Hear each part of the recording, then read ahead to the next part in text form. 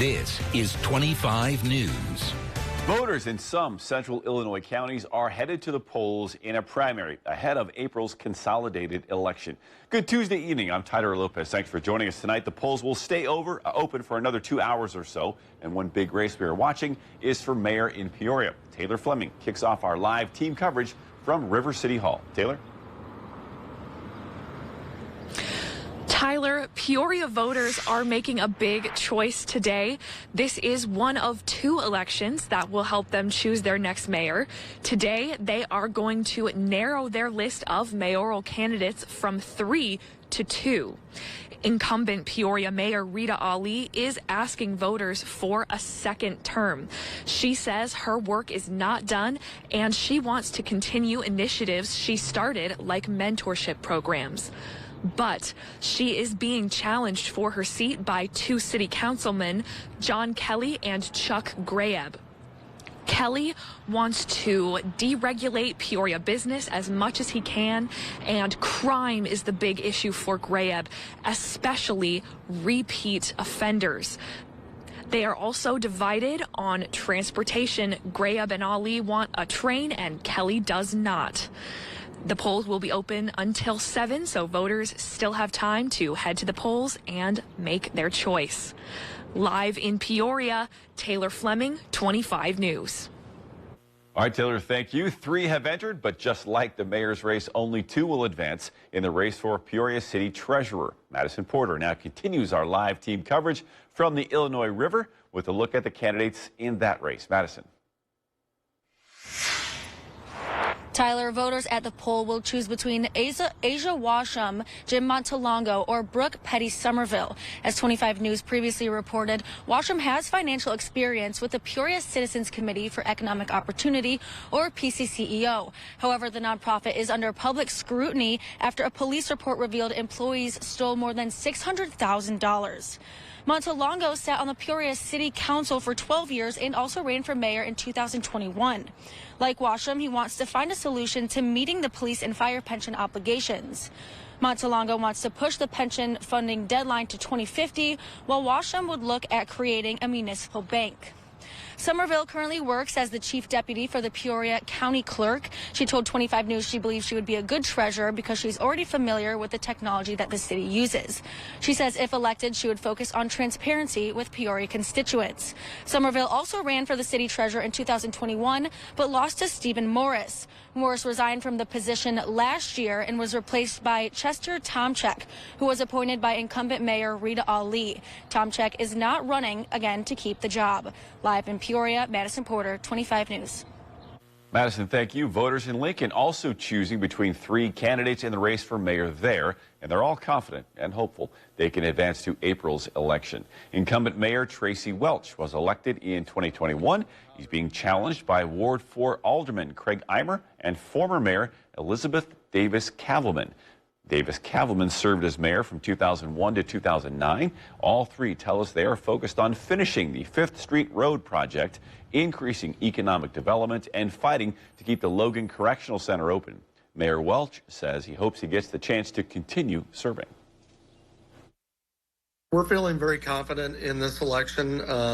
We've done a lot of hard work. We've got out and talked with a lot of people. We've got a lot of things that I want to tackle, and I think we got the right people to make it happen, and I look forward to having that opportunity. On the way at 6, we'll hear from Davis Cavalman on her hopes of returning to the job she already held for several years. The Logan County Clerk's Office will start counting those votes once the polls close again tonight at 7. And you can be sure 25 News will bring you results of today's primary election as they come in on the 25 News app and on our website, 25newsnow.com. You can also find live streaming reports that will start when the polls close at 7, 8, and 9 o'clock tonight. That's on 25newsnow.com and again, also the 25 News mobile app. Pretty good weather to head out to the polls today, but that changes tomorrow with some rain showers returning to the area, mostly in the morning. In fact, our rain showers arrive late tonight, continue through maybe the first half of your Wednesday forecast. And the next big thing continues to be the chances for rainfall that we're going to see. We'll be looking at rain tomorrow, possibly a couple showers Thursday. Another rain chance comes our way about this time next week. and some parts of central Illinois are in a moderate drought. So we do need some rainfall. We'll have a couple of chances here over the next 7 days. First chances arrive again late tonight. This is after midnight, called about 1:30 or so on Futurecast, and some scattered showers arriving. They'll continue kind of off and on toward wake-up time tomorrow morning, 6:30, seeing some rain across the area. Notice not everyone is going to wake up to some rain showers. Some of us will stay mostly dry, especially areas closer to I-80. A lot of the rain looks to be south of you, but say Peoria and southeast toward the I-55 corridor, probably the favorite area to see rain. And some of these showers continue through maybe mid-morning tomorrow, but we should begin to dry out as we head toward lunchtime and especially into tomorrow afternoon. It was advertised more rain's on the way in the extended forecast, but we also have some up and down temperatures to talk about. We'll look ahead in more detail coming up in a few minutes. Brian, an Arkansas man suspected in an officer-involved shooting in Lexington has now been formally charged. 18-year-old Ryan Aaron Stanley Hurst, as the last name, faces 3 counts of attempted murder, aggravated assault of a peace officer, and aggravated discharge of a gun. He'll remain in jail until trial. State police followed a car believed to be involved in an armed robbery in Texas from Champaign County to Lexington back on February 6th. That's when police tried to arrest Hurst and another man. Hurst is accused of pulling a gun and shooting at police, who then returned fire, wounding him. He's due back in court on March 14th. One person seriously hurt in a crash this morning in Bartonville. It's a story we first alerted you about on the 25 News mobile app. Take a look. 2 vehicles colliding at the intersection of South Washington and South Adams about 9 a.m. When police got there, they found a man who'd been thrown from one of those vehicles lying in the road. He did go to the hospital with very serious injuries. That crash, as a result, shut the intersection down for a couple of hours. Bartonville police are asking for any information from witnesses to contact them. The Fulton County coroner now identifying the victim of yesterday's deadly crash on Route 24. 92-year-old Roberta Workman of Astoria was a passenger in a car that collided with another and a semi at Route 24 and Booker Road east of Astoria. She died at the scene. The 2 others went to the hospital with injuries. That highway was closed for several hours. Peoria Fire Department telling us that a vacant home was damaged due to arson overnight. This was on South Charles Street, just off of Southwest Adams. Firefighters put the flames out in about 15 minutes, but it did an estimated $10,000 in damage. It was vacant, so again, no one hurt. Hundreds of first responders from departments across central Illinois paid their respects today to the family of the late Peoria Fire Captain Eric Scobie. Captain Scobie died from cancer at the age of 52 last Monday. The funeral was held at Northwoods Community Church in Peoria and brought out fellow firefighters from this area, Chillicothe and Galesburg, as well as police officers. His loved ones describe him as an outdoorsman who was a friend to everyone, and his peers at the fire station, including close friend and Chief Sean Solberger, say he was positively overwhelmed to see this great support. I was shocked on the response. There was a lot of people, just everyday citizens. You know, as public employees, a lot of times you kind of forget about that you're touching other people's lives. Many others called him an instrumental part of the dive team, who was highly technical. On the way tonight at 5:30, we'll learn more about Scobie from the fire union itself. Peoria's public TV station, WTVP, appears to be a step closer to getting federal funding back. An audit by the Corporation for Public Broadcasting last year found the station overstated its non-federal funding by more than $1 million. As a result, it received $130,000 in federal funds it didn't qualify for. A review of the audit by the CPB found no additional findings, and a summary report lists action steps required of the station and finalizes how it should proceed. The overpayments received by WTVP in previous grant cycles that were found in the original audit will be deducted from the future grants the station may be eligible to receive. Another airliner's close call, this time at Chicago's Midway Airport this morning. It was a Southwest Airlines plane avoiding a collision with a private jet. The carrier's flight crew, we're told, was able to prevent that crash. A spokesperson adds the Southwest flight was then able to land safely on the runway. The Justice Department made the decision to eliminate its national database used to track misconduct among federal law enforcement officers. With a look at this move, here is Alexis Zotos. In the decade since the death of Michael Brown in Ferguson, activists have called for more accountability when it comes to police behavior. But now they fear things are moving backwards. These are red flags. One of President Donald Trump's first executive orders resulted in the Justice Department removing a national law enforcement accountability database, which tracked misconduct among federal officers. We need to have the database. We need the accountability. The link for the database, which launched in 2023, is now dead. It was an idea President Trump initially proposed in his first term, but it didn't launch until President Joe Biden's term in the aftermath of George Floyd's death. The federal government was paying attention to what we've been saying. Reverend Darrell Gray has spent years calling for police accountability and oversight. He says things are improving in the St. Louis region, including in Ferguson. Ferguson Police Chief Troy Doyle tells First Alert 4 accountability and transparency are key to maintaining trust in policing. In Missouri, the Peace Officers Standards and Training Program tracks disciplinary action amongst police, but it's not information available to the public. Chief Doyle says departments must have a strong vetting process to ensure the best candidates make it out on the street. I think that there needs to be a municipal database. We continue to say that. I think the necessity is even greater now. It can make sure that we don't have police that are committing crimes or getting fired in this municipality just saying, I'm going to go somewhere else. On the way, 25 News First Alert meteorologist Brian Walter will time out some showers heading our way out tonight and tomorrow. And we'll tell you more about the heart condition you may not be aware of that can claim even top-level athletes in your health matter. We've had a break. It's been nice, but now chances for rain return. Yeah, we do need a little rainfall across the area, and it's not going to be a washout tomorrow, but a chance for at least some showers to start the day. Rain actually arrives here tonight, probably after midnight. And we'll see those rain chances go up toward a wake-up time, toward breakfast time. And depending on where you are for the morning commute, there could be some rain falling. Best chance for that will be along and east of the Illinois River. Then note the rain chances gradually taper off as we head toward maybe the second half of tomorrow morning. And then we're expecting dry weather by tomorrow afternoon. For the time being, though, things are really quiet. We had a lot of sunshine today, a really pleasant Tuesday for us. Temperatures got into the 50s, way above average for this time of year.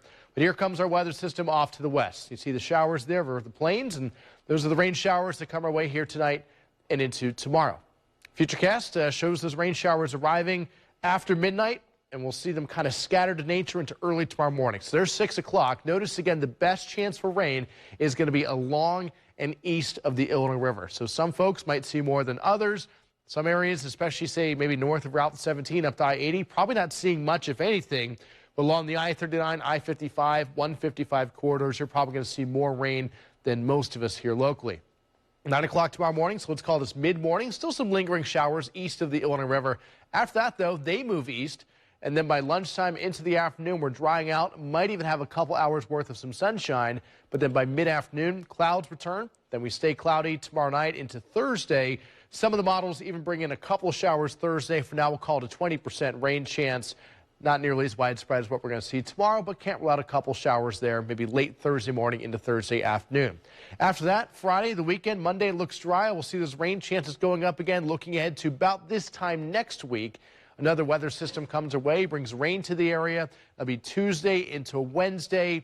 Some of the models even advertising a chance for a few snowflakes try and mix in on Wednesday. There's some colder air behind the system that tries to come our way for the second half of next week. And if it arrives quick enough, it's not impossible. And we'll keep an eye on it. This is still a week out, so we'll be able to time this out in much more detail in a couple days. But for the time being, just here's a first alert that by the middle of next week, some sort of weather system comes our way with a chance for precipitation.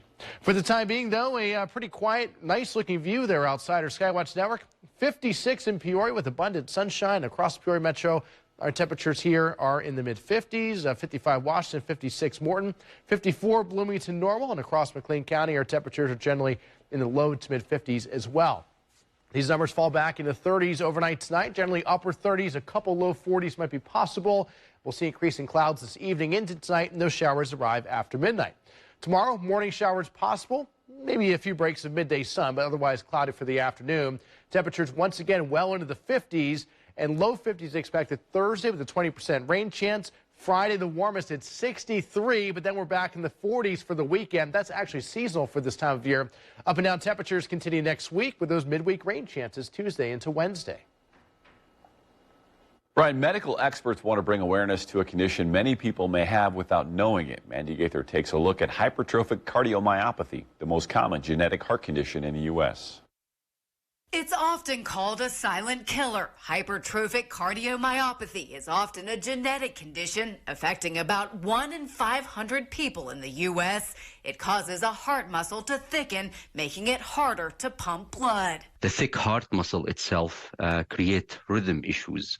So these patients' heart can go out of rhythm into some deadly heart rhythms sometimes and can cause sudden cardiac death. Dr. Saeed Al-Sadawi with Mayo Clinic says only a fraction of people with this condition are actually diagnosed. He says symptoms can include shortness of breath, chest pain, lightheadedness, dizziness, or passing out, especially during exercise or other exertion.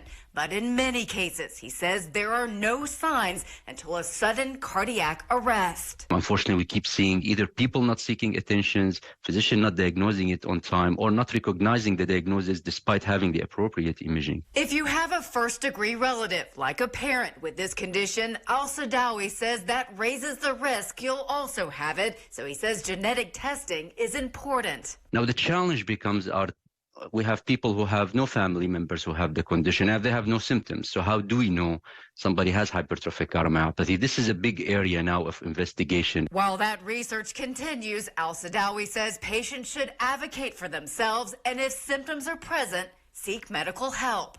For Health Minute, I'm Mandy Gaither. And when we come back here on 25 News, a home repair store seeing some improvement of its own. And what's for breakfast? If it's eggs, the price on the menu may be larger than it appears.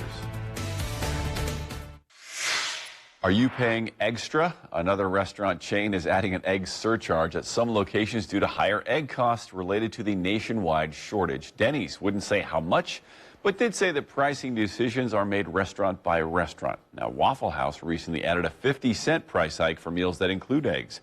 Major U.S. retailers, too, including Costco and Trader Joe's, have had to take action imposing limits on how many eggs one customer can buy.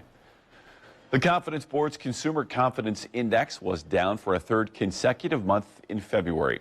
The National Federation of Independent Business Uncertainty Index increased in January to the third highest rating in history, and a new survey from Wells Fargo shows roughly 75% of adults and teens say they do plan to cut back on spending based on economic worries. Home Depot has broken a long losing streak. Today, the company said that sales at stores open at least 1 year grew 0.8 of a point last quarter, but that ends 8 straight quarters of declining sales. The company also gave an upbeat forecast for 2025, slightly more than 1% growth expected. The CEO of Unilever, which owns ice cream brands like Ben & Jerry's, has unexpectedly stepped down after less than 2 years in that role. The surprise announcement of Heinz Schumacher's departure comes as the consumer goods giant works to boost lackluster sales. Part of Unilever's growth strategy involves spinning off its ice cream business. The company says Schumacher will be replaced by Unilever's chief financial officer, Fernando Fernandez, on March 1st. All right, Brian takes a look at the forecast with the rain on the way next. 25 News starts now with breaking news. We do start with breaking news. Peoria police at the scene of a shooting in the West Bluff. It's Thursday evening. I'm Tyler Lopez. And I'm Janice Rebholz. A shooting happening less than an hour ago. Madison Porter is live at the scene with what we know so far. Madison, what are you seeing? Tyler and Janice, we're standing on the corner of Moss Avenue and Union Street, which is less than a mile away from Bradley University. As you can see behind me, police have been in and out of this brown house with the vines on it. What we know right now is that police responded to that house just after 4 p.m. for a gunshot. Captain Aaron Barish with the Criminal Investigations Division said when officers got here, they found an adult male with serious injuries who was taken to a local hospital. What those injuries are, we don't know that at the moment. Peoria police do have a person of interest in this shooting, but no arrests have been made. However, they believe this is an isolated incident and that the public shouldn't be concerned. The investigation is ongoing, but once we know more information from Peoria Police, we of course will update you on air and online. Live in Peoria, Madison Porter, 25 News. Madison, thank you. It's been a busy week for Peoria police. One of the officers involved in a deadly encounter on Tuesday spent years on the basketball court for the University of Illinois. Police also explaining why there was a delay in releasing information about that incident. In a statement posted to social media, Chief Eric Echevarria says officers Veronica Orozco and DeMonte Williams are currently on leave after the shooting that ended with the death of 41-year-old Brandon Lewis near Northeast Glen Oak and Prospect Road. The chief adding state police issued a new protocol that police groups requesting ISP involvement must sign an official form that states ISP will take the lead on all public and media communication related to the investigation. Police say based on that protocol, they were given approval to release limited information at 10:19 p.m. on Tuesday. We then got the press release at 10:35. We never heard it, though, on the police scanner, and our questions about that still remain unanswered. As for the officers now on leave, which is standard after this type of incident, Mr. Williams joined the force in the summer of 2023. Ms. Orozco was sworn in nearly 8 years ago. The results from being an officer involved in a shooting can be felt for months afterwards. Research from an online group known as the Police Executive Research Forum shows that incidents like an officer-involved shooting can lead to higher rates of retirement and resignation from the force. Director of Central Illinois Police Training, Brian Fengel, says officer-involved shootings are high-stress events, not only for the officer, but their families, other officers, and the department as a whole. He says they do get special training on providing emotional support. Fengel says an officer will be put on leave during an investigation, and it's important for them to talk to someone about their mental state. Agencies have been to training as far as peer support and, buddy officers, even speaking with somebody that had been in an officer-involved shooting and find out the steps that they had to take to get through it. Fengel says buddy officers are there to provide emotional support and someone an officer can talk to. Chaplains are also available at most departments. He says PTSD is a common symptom from high-stress incidents, making it critical to seek mental health support. The U.S. Department of Justice reports 60% of American children have been exposed to violence, crime, or abuse in their own homes or communities, and 1 in 10 have been victims of violence. Liz Lape spoke to psychologists about the negative impacts of violent acts on a child's brain and their development and ways to seek help to begin healing. Sometimes people can look at the physical and say, I'm fine, and actually go through life thinking they're fine, when really it's a deeper healing that needs to happen. The National Child Traumatic Stress Network reports around 25% of American children will experience at least one traumatic event by age 16. Licensed clinical professional counselor at Trillium Place Young Mind Center, Tahari Allen, says trauma can come from indirect or direct violence. Plus, trauma can be intergenerational too, passed down within family and community experiences. If violence is in the community, whether they've been involved in any violent acts, they can still be affected in some way, especially if we have children that are watching us while we are living our lives. They will adopt some of those behaviors. Licensed clinical psychologist Barbara Toohill says research shows violence exposure changes the way a kid's brain processes information. She says it can cause emotional problems, often leading to unhealthy or dangerous decision making. For kids, sometimes that reactivity looks like anxiety, but more often that reactivity looks like the fight side of fight or flight, that self-protective side of things. Toohill also says children exposed to repeated traumas are at higher risk of behavioral issues, academic failure, and long-term health issues. So it really affects the whole person, not only down to their core sense of self, but also their wellness and well-being. She and Allen say it's not something someone can get over quickly. They say starting therapies like trauma-focused cognitive behavior therapy for children and adolescents or dialectal behavioral therapy as soon as possible is a key to healthy coping. If you keep it in, no one can help for what you don't discuss, right? And so if there was no one who knew that you went through that, then you're going through that on your own. In Peoria, resources like the Young Mind Center offer inpatient and outpatient services. Toohill also recommends families reach out to the Center for Prevention of Abuse, or OSF. In Peoria, Liz Lape, 25 News.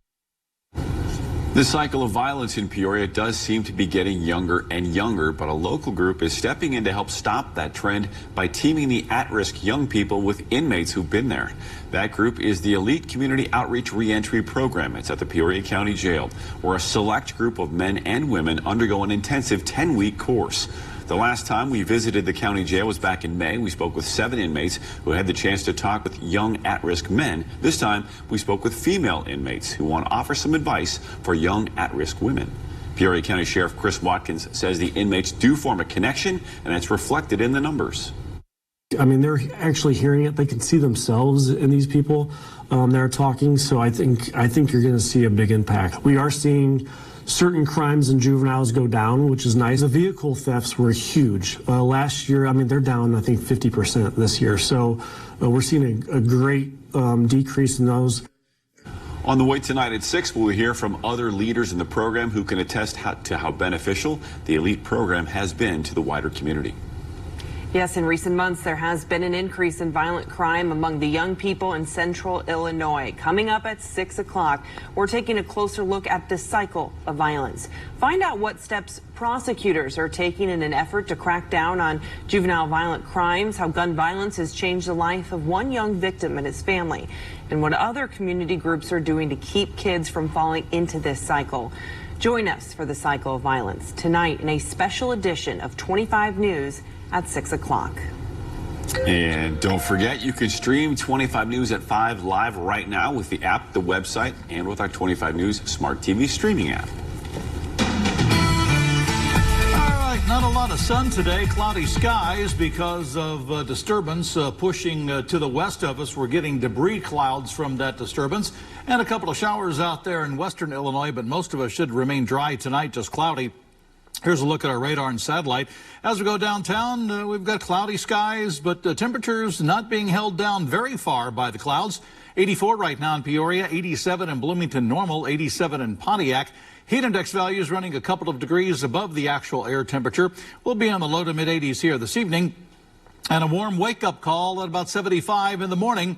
And the next big thing coming our way, well, it's the continued heat and humidity with above normal temperatures over the next 2 weeks. Highs in the upper 80s, low 90s. Not oppressive, but certainly humid enough.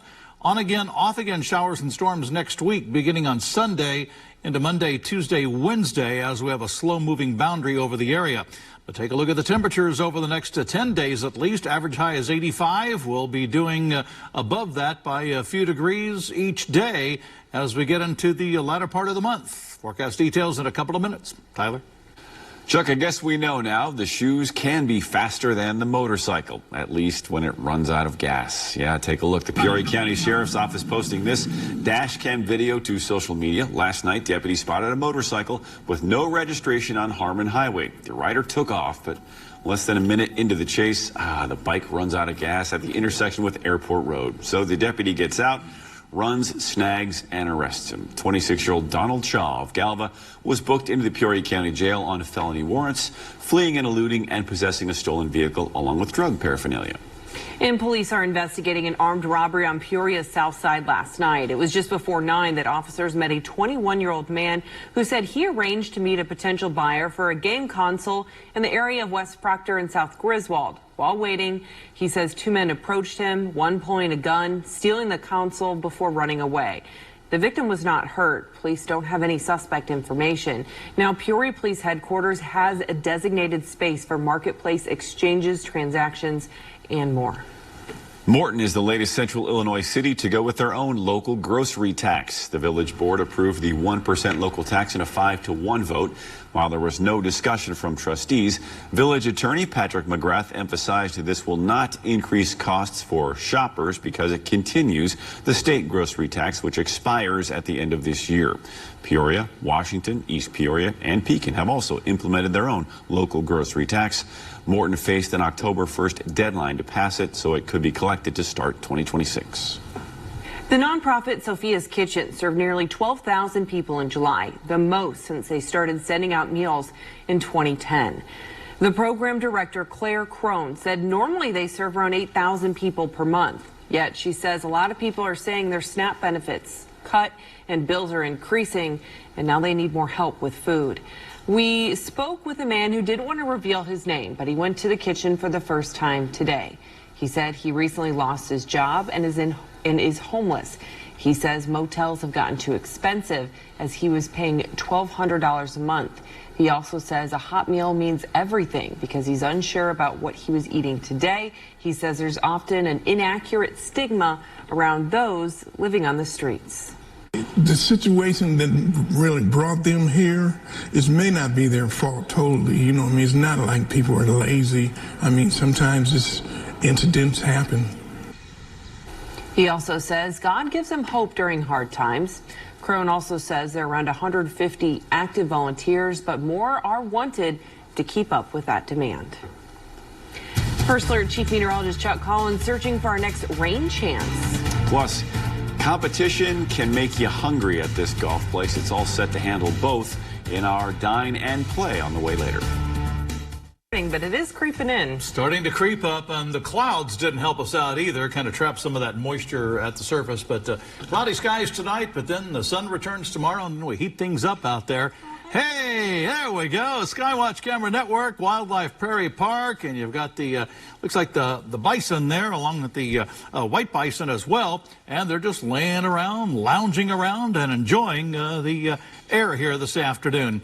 Mid-80s today, a little bit humidity, but the next big thing will be the temperatures in the long range. We'll be in the low 90s tomorrow and into Saturday. That means the heat index values will run about 98 or so. And then the temperatures in the upper 80s for the most part into the latter part of the weekend and next week. And then they start going up as we get into next weekend. Future heat index values here tomorrow looking like this. They'll be in the upper 90s and then more of the same as we get into Saturday. So it'll be a little warm and humid out there. And then we'll get things a little bit of a break on Sunday, Monday, and Tuesday of next week. But that means some showers and storms and muggy conditions as the storms won't do us much good to cool us down. Futurecast here tonight, we might have a couple of showers out there, especially west of the Illinois River. We have a complex of showers and storms decaying to the west of us, and some of those clouds and maybe a rogue shower could be in here this evening. Otherwise, we'll call it mostly sunny tomorrow afternoon and more the same as we get into Saturday. It's dry. Then Sunday approaches. This is a cold front. It's a slow mover. Could result in some showers and thunderstorms Sunday morning, extending into Sunday afternoon as that system kind of becomes stationary. And that'll be the focal point for occasional showers and a thunderstorm Sunday, Monday, Tuesday of next week.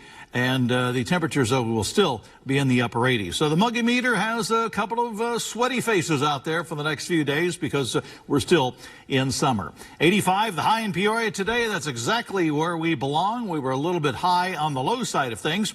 And right now, River City, 84, the dew point is 65. So what does that mean? It means we're humid, slightly humid out there, which we thought would happen. Twin Cities, you're at 87, southwesterly winds at 8, 63% relative humidity. 94 heat index value right now in Bloomington, normal, a little bit cooler off to the west. Canton and Havana, a little bit cooler because of more clouds and those showers off to the west. First Alert radar indicates a little disturbance moving down the stationary front. And that'll be the focal point for the showers and storms as we get into Sunday and beyond. We zoom things out. You can see a little bit of a spin in the atmosphere with the clouds, and that's all we're getting here tonight. So the forecast, isolated shower, maybe a thunderstorm early on, otherwise upper 60s, low 70s. Southerly winds at 5 to 10, and then we go upper 80s, low 90s tomorrow. Southerly winds at 10 to 15, gusting 20. Heat index values around 98. There's the forecast again tomorrow with a high of 92. Now here's the 10-day trend for you, and boy, it's the same, with the exception of some showers and a thunderstorm, especially Sunday, Monday, Tuesday of next week. Temperatures in the upper 80s. I would have guessed that Chuck wrote this. You can swing by this week's Dine Out for some delicious and unforgettable food. Now I get it. First Alert meteorologist Brian Walter takes you to the Putt Club for this week's You Gotta Eat. Making a good meal is a lot like the game of golf. It requires the right preparation, the right technique. When it all goes right, it's a really rewarding experience.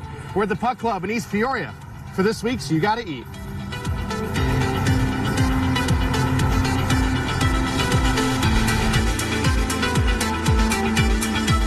The Putt Club opened up about a year ago and features 2 mini golf courses, one inside and one outside, as well as a lot of TVs to give the look and feel of a sports bar for people who are not hitting the links. We just wanted a nice family, fun entertainment facility that also had great food, great opportunity for people to get out, enjoy some indoor-outdoor activities. The menu features lots of items that follow in that sports bar but family-friendly vibe. I think, first of all, we do have high-quality food, stuff that everybody can be happy with, so a family. You know, as a guy who had twin boys at one point, you know, chicken fingers and different things of having food that they like to eat, but then also stuff that is more inclined to the family. So we have the pizzas. We have the wood-fired pizza.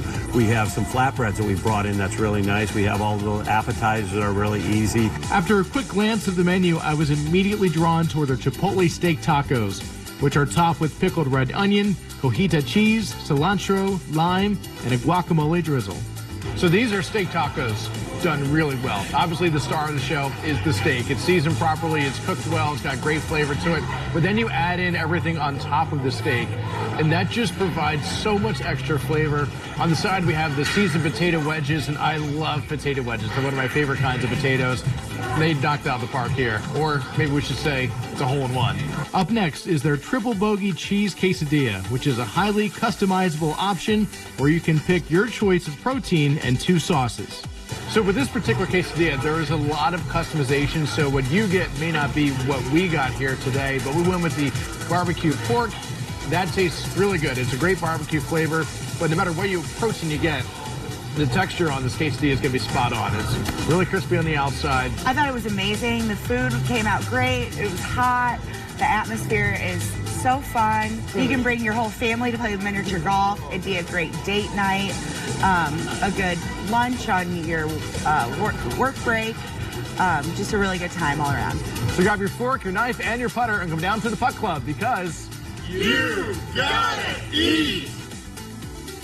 Yeah, you do. The Putt Club is right next to Bass Pro Shops in East Peoria. You can't miss it. It opens at noon and closes at 10 from Monday to Thursday. Friday and Saturday, they are 11 to midnight. Sunday, 11 to 10. You can go to 25newsnow.com for more of Brian's tasty travels. Well, one company says sayonara to a whole lot of money in the billions from the world of tariffs. And they are pedaling in reverse at Peloton. And some employees will have to get off the bikes. That's on the way in our consumer block. Toyota says President Donald Trump's new tariffs will cost the company nearly $10 billion in profits. The Wall Street Journal reports the world's largest automaker also projects its net profit to fall by 44% this fiscal year. Toyota's announcement comes amid higher tariffs on cars coming into the U.S., as well as higher levies on parts, steel, and aluminum. Japanese auto exports into the U.S. face a 15% tariff after a trade deal made last month. Fitness company Peloton posted a profit for the quarter ending in June, but also announced layoffs after a projected drop in sales this quarter. In an effort to cut costs, Peloton plans to let go of 6% of staff worldwide and relocate some operations. The new CEO said the moves would save an estimated $100 million a year. We have another check of your forecast next. Warm and muggy out there. 84 in Peoria, 86 is how it feels. 87 in Bloomington. Normal feels like 94. A little bit cooler westbound. There have been more clouds westbound because of some debris clouds from some showers and thunderstorms well to the west of us. And a couple of those could crop up here this evening, but most of us will stay partly cloudy. And low 80s here this evening, and then we'll be in the upper 70s later on this evening. And about 70 or 72 in the morning, it'll be a warm, muggy start to the day. And then we'll go 92 tomorrow afternoon with a heat index of around 98. Partly cloudy on Saturday and more of the same. Then some scattered showers and thunderstorms, it looks like Sunday, Monday, Tuesday of next week, as we have a cold front that'll be slowly pushing around the area. Big weather story continues to be the consistency of above normal temperatures. Low 90s next couple of days, upper 80s several days after that. Brian has more coming your way in a couple of minutes from now. Lizzie. Thanks, Chuck. Here's what's next on 25 News at 5:30. Police are investigating a late afternoon shooting on Peoria's West Bluff. We're there live. Plus, the reason why a suspect who tried to run from police on a stolen motorcycle didn't get too far. And another city in central Illinois has implemented a grocery tax to replace the state one. We'll tell you which municipality on 25 News at 5:30 on Heart of Illinois, ABC. This is 25 News. Sean Grayson is now guilty of murder in the death of Sonia Massey. The verdict is in. And so are the reactions, capping an intense week for this Peoria County jury. Sean Grayson convicted of second-degree murder. It's Wednesday evening. I'm Tyler Lopez. And I'm Janice Rebholz. This is the lesser of the two murder charges possible. We start off our team coverage live with Liz Lape. She is outside the courtroom for the verdict today. Liz? Wednesday afternoon, the jury in Sean Grayson's murder trial returned with a verdict of guilty on the charge of second-degree murder, inciting an emotional reaction from both Sonia Massey and Grayson's family in the courtroom. Now, the outcome, while a conviction, indicates that the jury found Grayson intended to cause harm to Sonia Massey, but also determined there was no premeditation in her death. The defense had argued that what happened was a tragedy but not a crime, focusing on the justification of deadly force in the moment. The prosecution, while pushing for first degree, offered second degree as an option. This verdict suggests the jury may have grappled with the intent versus premeditation aspect, perhaps swayed by the defense's argument to view the situation from Grayson's perspective in those 29 seconds before the shooting. This verdict carries a different sentencing structure than first degree murder, often allowing for a wider range of penalties and potentially a shorter sentence. The Massey family, while seeing a conviction of their loved one's death, may be processing the nuances of this specific charge, which falls short of the prosecution's primary goal. Now, the Massey family also held a press conference following the verdict, describing that they still believe Grayson should have received life in prison. Their lawyer said they hope to see Grayson get the maximum sentence, while her father shared his anger about the murder, saying he felt the verdict was a compromise. We will continue to bring you more updates on reactions and more in the next steps in this complex case. In Peoria, Liz Lake, 25 News. Say her name! Sonia Massey! Say her name! Sonia Massey! Say her name! Sonia Massey! Shortly after that verdict was announced, the Massey family spoke outside the courthouse. They were emotional and voicing rage and even disappointment in this verdict. The speaker also telling the crowd they would give any amount of money to have Sonia back, and they will fight to change laws. Here now is Sonia's cousin. So the justice system did exactly what it's designed to do today. It's not meant for us.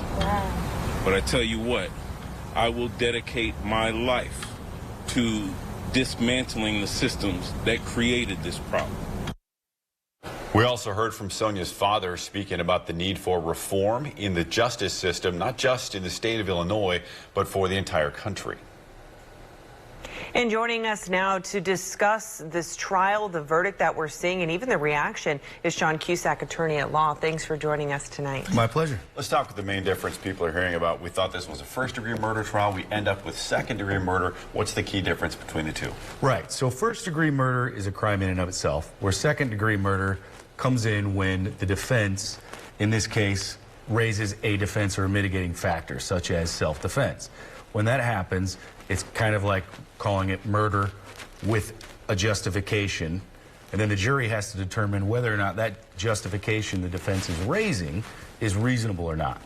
And so when they determine it unreasonable, you have second-degree murder. All right, and the family and even some of the leaders made it very clear in the rally afterwards that they did not like the jury's decision. Is there any step for them to take to appeal this, or is this as it stands? It would be up to the state's attorney. Okay. It's not, unfortunately, the victims don't have much of a say at this point, but yeah, it would be up to them to file an appeal and try to reverse the verdict. Let's talk about the timing when you heard that the jury got the case about 11:30 a.m. yesterday. Verdict is in at 2:30 today. What does that timing tell you? There's an old wives' tale amongst trial attorneys that the longer the jury is out, the better it is for the defendant. The shorter the jury's out, the worse it is for the defendant. So you weren't surprised to see a second-degree murder conviction then? It was, yeah. Obviously, you know that they're taking a good look at some factors that need to be considered outside of first-degree murder. So mainly his unreasonable belief that it was self-defense. Okay, and a lot of people are looking at a sentence for this. This could range anywhere from 4 to 20 years. What do you think he could potentially get in this case? It's really tough to speculate. What happens in a sentencing hearing is you're not really bound by the normal rules of evidence. So a lot of mitigating and aggravating factors are talked about. A lot of people take the stand, a lot of letters are submitted, and you really dig into the defendant's past and the victim's past or future or lack thereof to try to determine the appropriate sentence. It's a very difficult job for a judge to do. When you see a range, though, of 4 to 20 years, you were saying jail time or prison time is not a guarantee in this case. It's not. This is second-degree murder is probationable. It's very rare, but it does happen. Also, he's been in jail for a year, so that will count as well. Something interesting about this case is that the jury could not hear them make arguments about some of the prior issues that Sean Grayson has maybe had. Do you think that could have changed the way they came to their verdict? It's very hard to tell. It very well could have.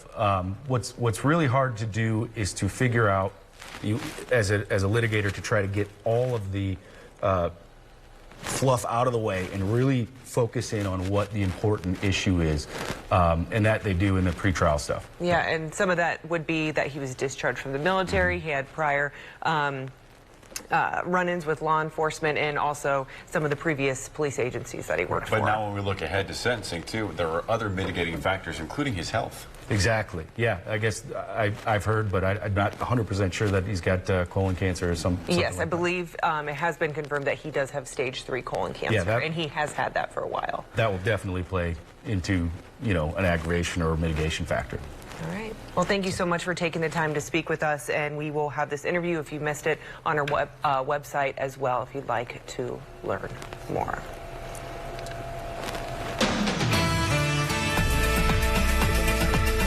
All right, it was a cool one out there today. Temperatures seasonal, upper 50s. That's what we expect this time of year. But things getting a little bit chilly overnight tonight. The average low is around 40, and we're going to dip below that here.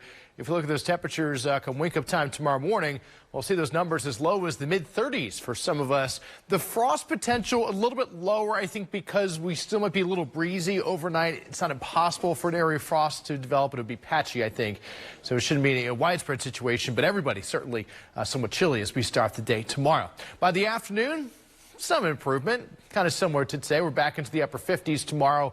We'll call it a fairly quiet day, mostly sunny to partly cloudy, and maybe a touch breezy at times, but not nearly as windy as what we saw earlier today. We've had some wind gusts this afternoon as much as 30 to 35 miles an hour.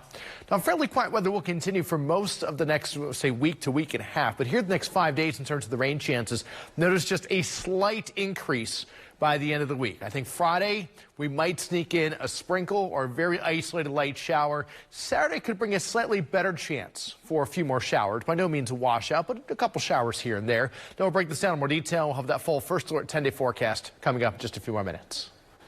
Brian, an El Paso man is back in jail, this time accused of making threats against President Donald Trump. Derek Lopez was arrested by the FBI and El Paso police around 7:30 last night after a traffic stop.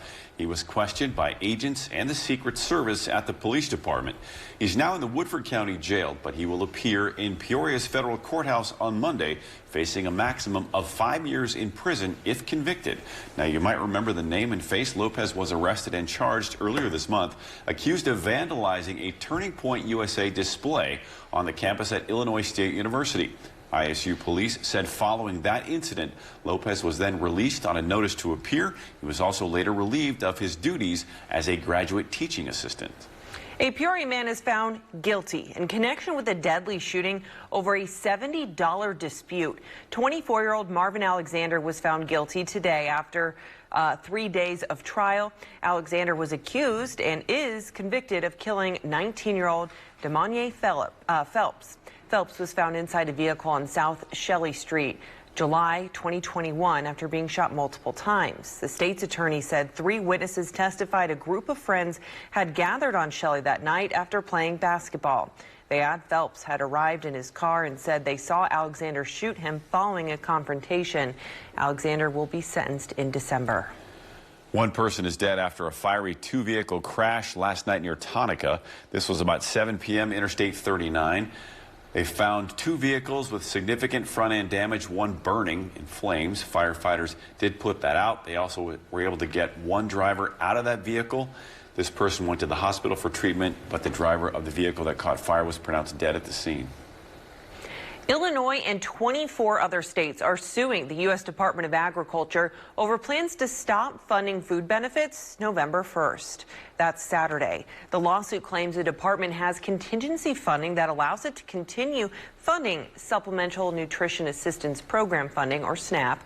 The department announced earlier this month it will pause SNAP if the government remains shut down November 1st. Nearly 2 million people in Illinois receive SNAP benefits each month. As the government shutdown continues into a 29th day now, one family in Pekin is stocking up. Aubrey McCallum is a 24-year-old mother of two with another on the way. She relies on the $530 per month she gets from WIC and SNAP benefits as a stay-at-home mom, while her boyfriend works third shift. She relies on food assistance for daily needs like meat, beans, and formula for her kids. I'm just scared that we will not get it back, and that terrifies me, because I want to be able to provide for my kids. I can fend for myself, but what are they going to do? So Aubrey says she is stocking up now on canned goods at local food pantries, but she hopes this pause is temporary.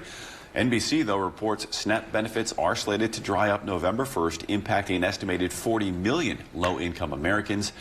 And she's hearing her benefits may not be functional as of Saturday. And as money gets tight for pet owners who receive SNAP benefits, local shelters are stepping up to support. The Peoria Humane Society wants to keep owners with their pets between pet food, discounted spay and neutering services, and supplies. The shelter wants to help prevent anyone giving up a pet. But we do anticipate anytime pet owners are struggling financially that there is a possibility that they will have to consider surrendering their animal or giving it away. Kitty says for any information or a list of local food pantries they donate pet food to, you can contact their partner PCAPS. We'll have their information at 25newsnow.com. And after the break, we go outside with First Alert Chief Meteorologist Brian Walder. Rain and windy. Sunny this afternoon, but the wind, the dominant factor. Does it stick around? Brian's next. All right, for much of today, it was two hands on the wheel. Yeah, and a lot of porch decorations turned into driveway decorations. I have to personally apologize for your flowers. I feel slightly responsible for this. Thank you. Just slightly, though. I had to clean up my flowers before I got to work. But at least the good news, winds are going to calm down a little bit next couple days. Still might be breezy at times, but not nearly as bad as today, as our weather system that brought us the rain yesterday, really late yesterday into last night, that continues to push away from us. In fact, we cleared out for a decent chunk of the day today. We had some sunshine, so at least it looked pleasant outside, but then you stepped out into those cool, windy conditions. Now, Futurecast keeps us pretty quiet for the next, say, 24 to 36 hours. We're sunny tomorrow, some clouds tomorrow night. More clouds return Friday. So we jump ahead to Friday afternoon here. Notice even a couple little specks of green showing up late Friday. I don't think it's impossible for us to sneak in a sprinkle or a very isolated light shower later in the day Friday. I think at most it's a 20% chance. So the vast majority of folks are going to be dry, but there might be a stray raindrop or two here and there. And then looking ahead to Saturday, some of the models suggesting a few isolated showers developing. So we bumped our rain chances Saturday up to 30%. I still think the moral of the story is the same, though. A lot of folks are going to be dry Saturday. And even if you do see that light shower or two, the majority of your day will also be dry. So not a lot of rain is coming, but get a few drops here and there by the end of the week. For right now, things are pretty quiet. There's our clearing skies, just a couple fair weather clouds overlooking the Murray-Baker Bridge as our Wednesday is coming to an end. Currently, it's 55 in Peoria, 56 in Bloomington Normal, mid-50s pretty much across the board right now. We topped out in the upper 50s earlier today, right around average for this time of year. Here are those wind gusts from earlier today. These are the highest recorded gusts across the area. And a lot of us saw gusts as much as 30 to 35 miles an hour, even a 36-mile-an-hour gust in both Lakin and Bloomington Normal. Peoria recorded a max of 33 miles an hour. Currently, gusts are coming out of the northeast, anywhere from about 15 to 25 miles an hour for the majority of folks. Peoria is still gusting around 30. And winds should relax a little bit overnight tonight, especially late tonight, really after midnight to early tomorrow morning. Still might be gusting 10 to 15, but nowhere near as much as what we saw earlier today. Those gusts will hang out in that 15 to 20 mile an hour range tomorrow. They could pick up slightly again looking ahead to Friday, especially later in the day, maybe gusting 20 to 25. Again, still a little breezy at times, but not nearly as bad as what we saw today.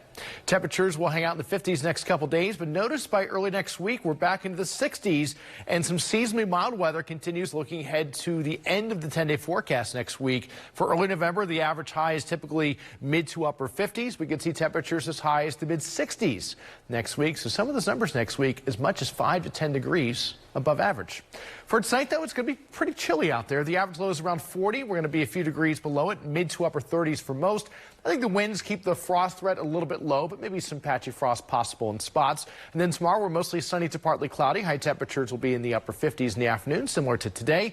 And then similar temperatures Friday with more clouds later in the day. A few of those isolated showers Saturday. Otherwise, a pretty quiet extended forecast, but things getting warmer next week in the 60s and maybe a couple rain showers return late next week.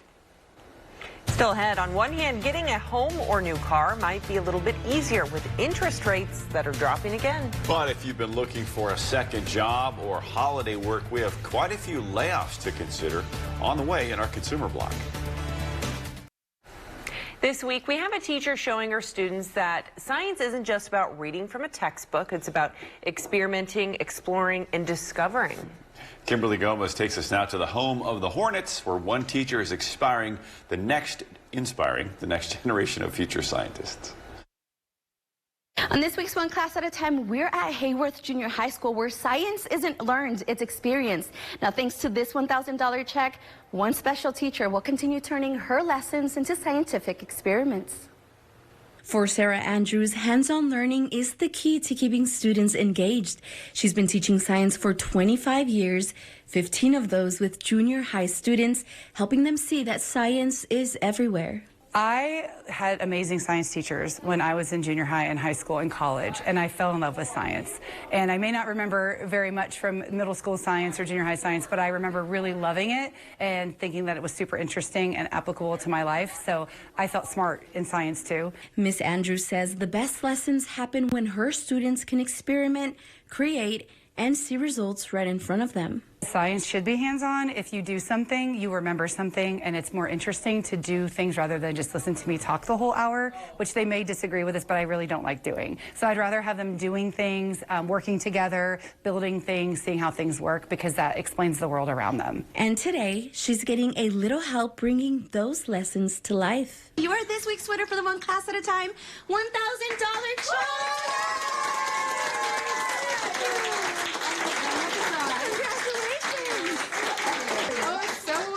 And I'm so appreciative. Thank you so much. I'm going to try not to cry.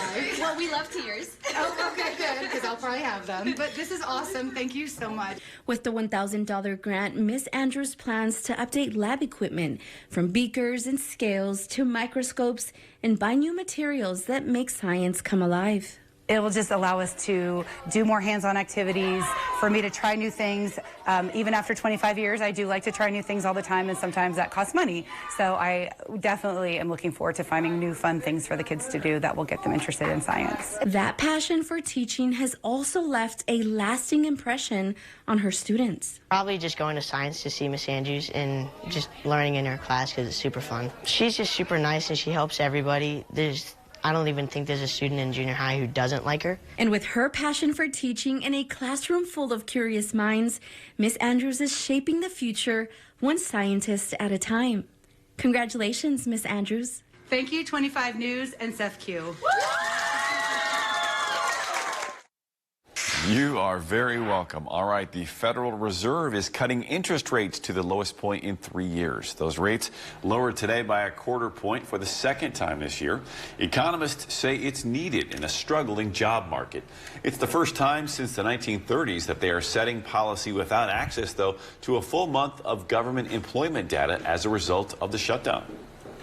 Paramount Skydance is set to slash about 1,000 employees, mostly based in the U.S. That's according to a memo CEO David Ellison sent to staff. In it, he said steps are necessary to position Paramount for long-term success. The job cuts will be across Paramount's TV, film, streaming, and corporate departments. And this is just round one. More layoffs expected in the future. UPS also handing out tens of thousands of pink slips this year. The company said today the workforce has been trimmed by 48,000 employees since last year. That includes 34,000 drivers and warehouse staffers. The other 14,000 were management roles. The Atlanta-based delivery company says it is implementing more automation and plans to hire fewer seasonal workers. These cuts come as company leaders have been pressured to deliver stronger profits. We have another look at your forecast next. All right, fairly seasonal temperatures today, especially on the high side. We got up to 58, which is a degree below average for this time of year. 59 is the average. We set the record for this date, though, last year. Do you remember that? It was 85 degrees a year ago today. Much more seasonal today. 45 the low this morning, 40 is the average this time of year. Mid-50s pretty much across the board outside right now. It's going to be a quiet evening, maybe still a touch breezy at times, but clear skies will continue. Temperatures are going to fall about a degree an hour, eventually on our way into 30s in the morning. So chilly start to our Thursday. Looking ahead, we have a couple rain showers on the way later on this week. Austin's back to time those out coming up at 5:30. Plus, on the ABC side, the verdict is in for a former Sangamon County Sheriff's deputy. Illinois, one of many states suing the USDA over SNAP benefits, expecting to dry up due to the shutdown. And the governor is issuing a new executive order to help out the farmers. We have those stories and more coming up at 5:30.